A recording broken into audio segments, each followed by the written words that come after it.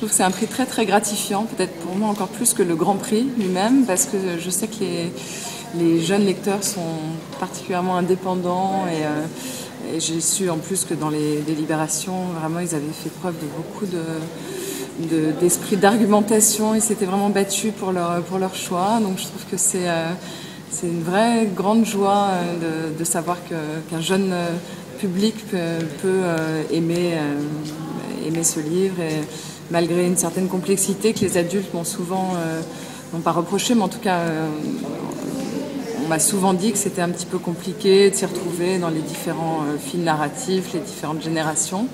Les jeunes, apparemment, ça les a pas gênés du tout. Au contraire, même, je crois que c'est ce qui leur a plu. Votre ouvrage, À défaut d'Amérique, qu'est-ce qu'il raconte? Ce sont les trajectoires de plusieurs femmes en particulier, mais du coup de plusieurs familles, dont les destins sont plus ou moins liés, ou en tout cas de façon plus ou moins ténue et plus ou moins consciente. Et il y a deux personnages principaux, il y a Adèle et Suzanne. Adèle est donc une femme qui est née dans les années 1920 en Pologne et qui a traversé donc 2 guerres mondiales, qui est passée de Pologne à la France, alors que le projet initial a été d'immigrer en Amérique, d'où le titre. Et elle rencontre à la Libération un soldat américain, alors qu'elle est déjà mariée. Et 50 ans plus tard, elle va retrouver ce soldat américain par le biais de la fille de Stanley, donc le soldat. Et donc le roman débute au moment de l'enterrement d'Adèle, et cet enterrement est vu par Suzanne, qui est donc la fille du soldat. Voilà. C'est le dernier volet d'une trilogie qui suit vraiment 3 générations de mères et de filles, de mères qui ont un peu de mal avec la maternité. Et elles ont la particularité de mourir en sens inverse de la chronologie. Et moi, j'ai suivi aussi cette chronologie inversée. C'est-à-dire que le premier livre s'intéressait à la plus jeune, Sabine. Ensuite, le deuxième est sur Emma, sa mère. Et donc le dernier sur Adèle.